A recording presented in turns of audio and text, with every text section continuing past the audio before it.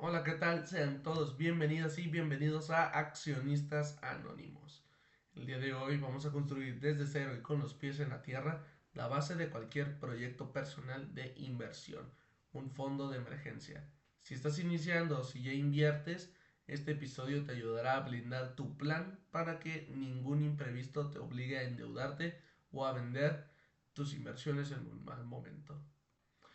Ok, antes de hablar de acciones, bonos o ETFs, hablaremos algo de que tiene mucha mayor importancia, tu colchón financiero. Porque seamos honestos, la vida pasa y siempre puede llegar a pasar algo totalmente negativo. Eh, con esto, si no tienes un fondo, la tarjeta de crédito o débito o ese préstamo que solicitaste en un banco puede parecer un simple puente, pero se volverá un hoyo y te dará una caída demasiado fuerte. Por eso, el primer paso para un realista proyecto de inversión es construir tu propio fondo de emergencia. ¿Qué es un fondo de emergencia? Un fondo de emergencia es un guardadito separado pensado solo para imprevistos inevitables y necesarios. ¿De cuánto? La guía más citada por autoridades en México es de 3 a 6 meses de gastos básicos, ya sea como para la renta, hipoteca, comida, transporte o servicios. Lo importante, básicamente, para vivir. Si hoy gastas con, por ejemplo, 12,000 pesos al mes en solo lo esencial en gastos básicos, tu meta será entre 36,000 a 72,000 pesos. Algo demasiado ambicioso, sí, pero muy alcanzable bajo un plan. Así que ahora saca notas y anota todos tus gastos mensuales. No redondes por arriba para motivarte ni por abajo para sentirte bien. Que sean tus números reales. Ahora define tu meta. Antes, quisiera decir que si tu empleo es estable y no tienes dependientes, quizás apuntas a bueno, como de a 3 a 4 meses. Si eres una persona freelance o sostienes a alguien, piensa en 5 a 6 meses. Para empezar a ahorrar sin sufrir, les recomiendo la regla 50-30-20. Aquí quiero darme a entender con esto de que el 50% de tus ingresos son solo para necesidades, el 30% para gustos y el 20% para ahorros o metas. Es una brújula sencilla recomendada también en materiales de educación financiera del gobierno. Si no puedes llegar al 20%, inicia con un 5 o un 10% y eso súbelo gradualmente, ya que la constancia vale mucho más que el tamaño de la primera aportación. De todo esto, ¿dónde lo podemos guardar? Tu fondo, para dejarlo en claro, no va en activos volátiles ni en plazos forzosos que te cobren penalización si no lo retiras. Necesitas dos cosas, seguridad y liquidez. Como por ejemplo en seguridad cuentas de ahorro o a la vista en bancos regulados y cubiertos por el IPAF.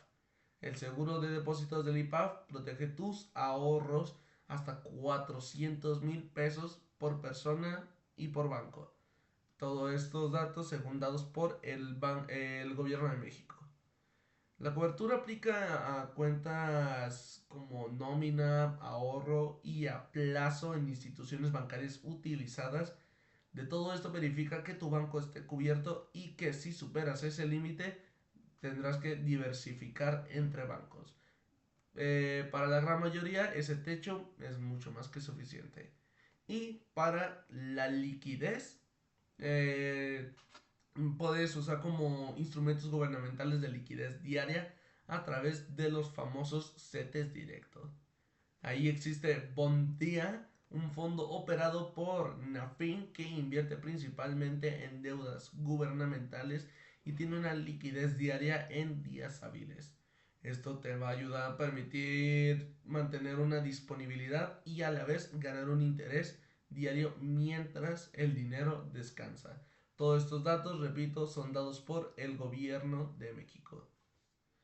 Como algo mucho más sencillo para todo lo que acabé de decir, básicamente es como que todo es accesible y rápido y con un bajo riesgo, ya que si hoy necesitaras ese dinero, podrías disponer de él sin dramas, ya que esa es la idea de un fondo de emergencia.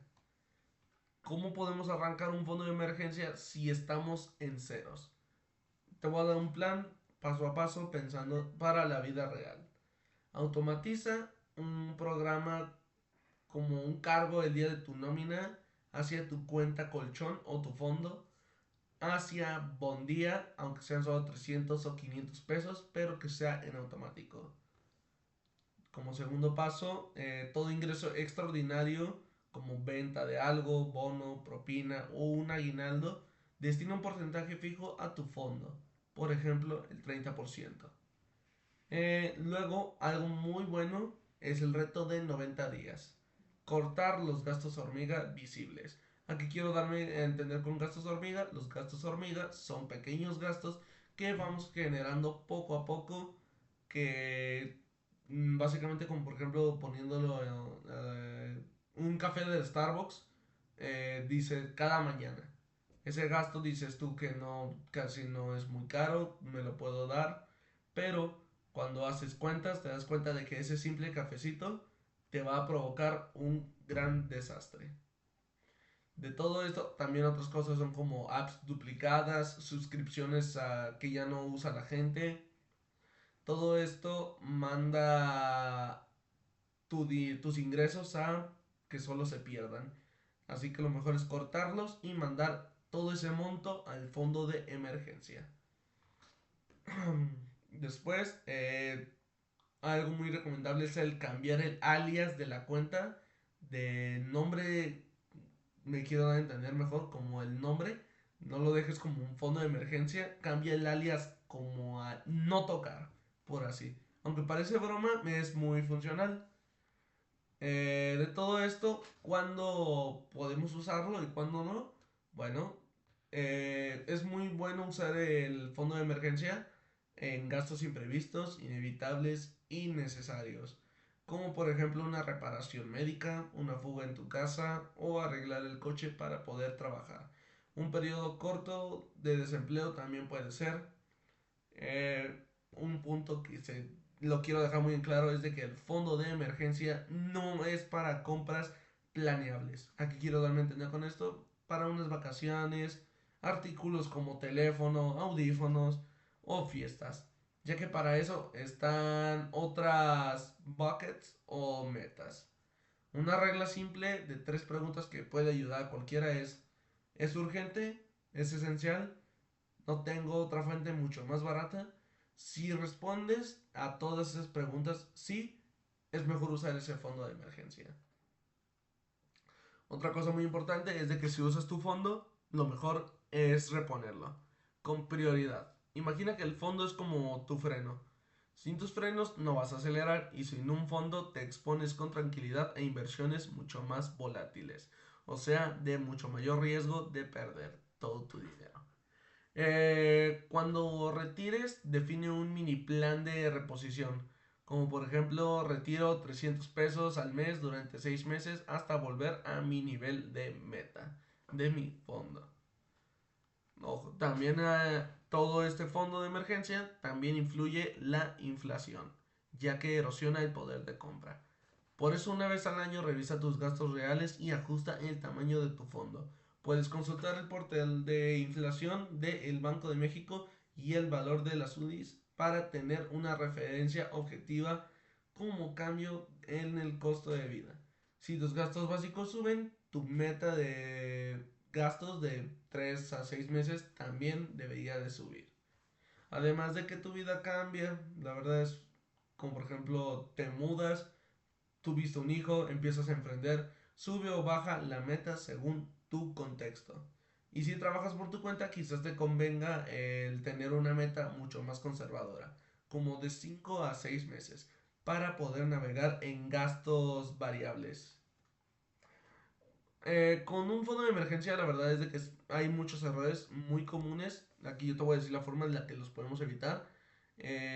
Como uno de ellos puede ser confundir el fondo de emergencia como una inversión. El punto del fondo y el objetivo no es como el maximizar el rendimiento, sino que es asegurar disponibilidad. Aquí quiero darme a entender con esto, tener como una forma en la que, pues básicamente tener un colchón donde poder caer, por así decirlo en palabras mucho más sencillas. Y otro error es el dejar ese fondo en la misma cuenta de gastos, ya que la tentación de usarlo es muy alta, lo mejor es separarlo. Luego, también otro error es como por ejemplo el pensar que cuando gane más empiezo. No, lo mejor es empezar con lo que tengas ya. De eso ajusta sobre la marcha tu fondo de emergencia. ¿Y cuándo paso a invertir? La verdad es de que cuando alcances tu meta de como por ejemplo los 6 meses, puedes redirigir nuevas aportaciones a otras metas, como metas de corto plazo que son de 1 a 3 años en instrumentos conservadores como la deuda gubernamental corta, o metas de mediano y largo plazo que son de 3 años a más, como mezclas de bonos, rentas variables que son las acciones o los ETFs, acorde a tu tolerancia de riesgo. Si estás en México, CETES Directos es la puerta oficial para adquirir CETES, bonos, bondes y UDI bonos, sin intermediarios, con costos transparentes. De todo esto, la verdad es de que para ya dar como un cierre, es de que tu proyecto personal de inversión debe de empezar de una vez aquí. Con un buen fondo de emergencia dormirás tranquilo, tomarás mejores decisiones y evitarás el pánico financiero, ya que cuando la vida se sale del guión, siempre puedes tener un colchón donde pues poder relajarte. Muchísimas gracias por su atención en esta noche. Si este episodio te ayudó, compártelo con esa persona que hoy necesita empezar con su colchón financiero para que le ayude con sus inversiones personales. Yo soy Yerick y esto fue Accionistas Anónimos. Nos escuchamos en otro episodio. Adiós.